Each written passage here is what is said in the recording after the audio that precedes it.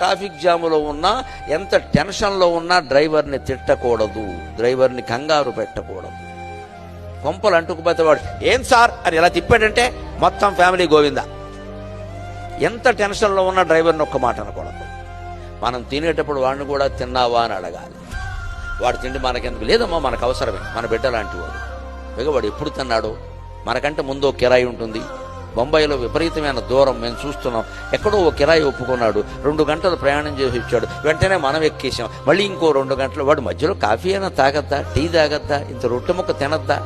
మనం ఏదైనా కారులో తెచ్చుకున్నామంటే నీకు కూడా ఉందయ్యా తింటావా అని అడగాలి. ఆ మాటకి వాళ్ళు విపరీతంగా ఆనందిస్తారండి, విపరీతంగా ఆనందిస్తారు వాళ్ళు. మళ్ళీ మనం ఎప్పుడు రమ్మన్నా వస్తాడు. అటువంటి డ్రైవర్తో మనం తగాదా పెట్టుకుని ఏంటి టైం టైం టైం టైం అంటే ఓకే సార్ అని ఒక తిప్పుతాడు. యమధర్మరాజు టైం చూపిస్తాడు. మీదే కదా తిప్పమన్నారు.